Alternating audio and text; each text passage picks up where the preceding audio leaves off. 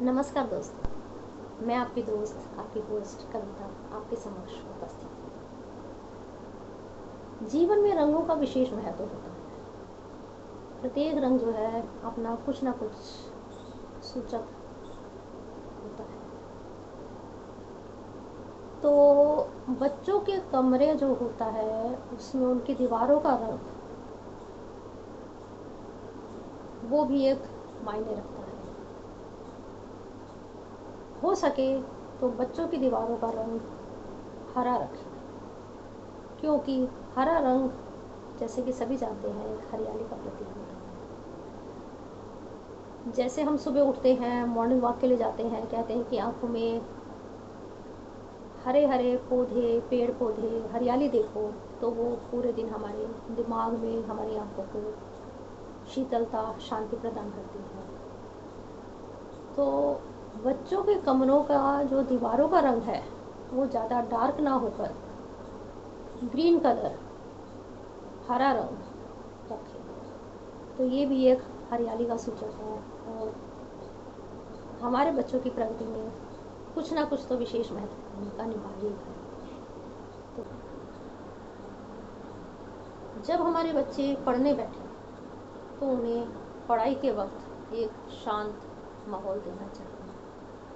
उस वक्त कई बार हम होता है कि टीवी चला लेते हैं या कुछ कर लेते हैं, तो बच्चा भी पढ़ाई में उतना फोकस नहीं कर पाता। तो इसलिए मेरा तो ये कहना है और मैंने करा भी है, ये मानना भी है कि पढ़ते वक्त घर में टीवी कम से कम होना चाहिए। उन्हें एक शांत वातावरण दें और पढ़ते वक्त बच्चे को बीच बीच में डिस्टर्ब भी नहीं करना चाहिए। कई बार होता है बच्चे बैठते हैं पढ़ने और 10-12 मिनट बाद तो उनका पढ़ने में इंटरेस्ट बैठता ही है और खाने का टाइम हो गया है या कुछ, हम सोचते हैं चलो बच्चों को बुला के खाना खिला दें। तो ये ध्यान दें कि चलो ठीक है, जब बच्चे को भूख लगेगी तो वो अपने आप बच्चा भी कह देगा,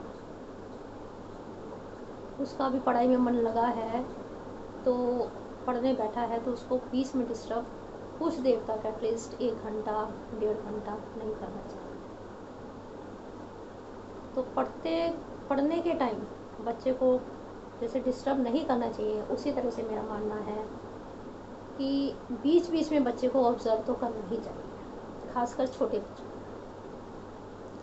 कई बार होता है हम सोचते हैं कि बच्चे पढ़ रहे हैं तो उनको बीच में देखते नहीं है जाके कि चलो ठीक है पढ़ रहे हैं, लेकिन खासकर छोटे बच्चों के टाइम उनको बीच बीच में ऑब्जर्व करना चाहिए कि बच्चे हाँ कहाँ से शुरू करा था तुमने, कितना पढ़ लिया। तो ऑब्जर्वेशन जो है वो बहुत ही ज़्यादा ज़रूरी है। हाँ, बच्चे बड़े हो जाएं तो उनको ऑब्जर्व करने की ऐसी खास आवश्यकता नहीं होती है, क्योंकि वो अपने आप समझदार हो जाते हैं। तो मेरा यही मानना है कि बच्चे को बीच में डिस्टर्ब तो नहीं करना चाहिए, लेकिन उनको ऑब्जर्वेशन और उनको शांत वातावरण की ज़रूरत होती है।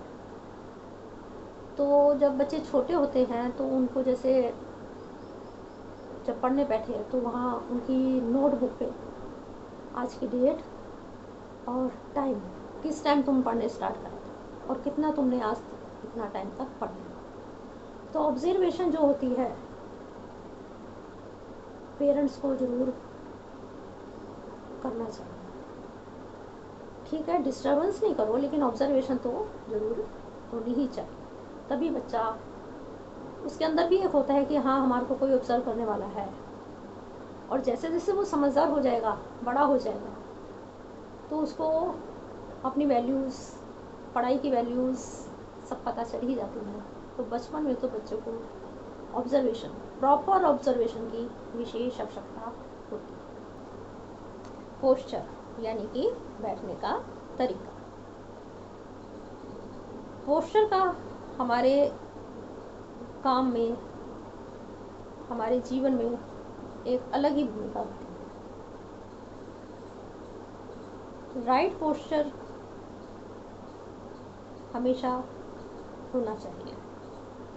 जैसे कि जब हम बैठें तो हमारी बैकबोन यानी कि जो रीढ़ की हड्डी है वो एकदम स्ट्रेट सीधी रहनी चाहिए।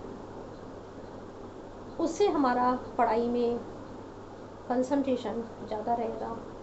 और हमारे को जो बैकबोन की प्रॉब्लम है, जैसा कि आजकल देखा गया है खासकर कोविड के बाद से काफ़ी लोगों में बैकबोन, सर्वाइकल इस तरह की परेशानियाँ आ रही हैं। तो ये ध्यान रखें, बच्चे को बचपन से ही सिखाएं कि बच्चों पढ़ते टाइम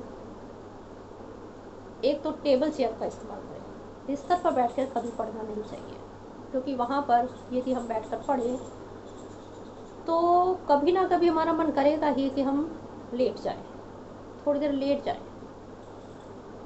तो लेट कर जो पढ़ना है वो बिल्कुल सही नहीं है। कई बार तो हम लेटते हैं, सोचते हैं थोड़ा लेट जाते हैं और हमें नींद भी आ जाती है। तो ये ध्यान रखें कि पढ़ते वक्त हम एक तो टेबल चेयर का इस्तेमाल करें और चेयर पर भी इस तरह से बैठें कि पैर हमारे नीचे स्ट्रेट रहें और बैकबोन जो है हमारी वो बिल्कुल सीधी रहे। रीढ़ की हड्डी, बैकबोन हमारी सीधी होगी तो हमारा पोस्चर अच्छा रहता है और हमारी पढ़ाई में जो है कंसंट्रेशन अच्छी होती है। और आगे जीवन में हमारे को जो बीमारियां, जैसे कि मैंने बताया कोविड के बाद से खासकर सर्वाइकल, कमर में दर्द रहना, इस तरह की परेशानियों से भी हम दूर रहेंगे। तो ये निश्चित कर लें कि पढ़ते टाइम हमारा बैकबोन विशेष रूप से सीधा ही रहना चाहिए। धन्यवाद।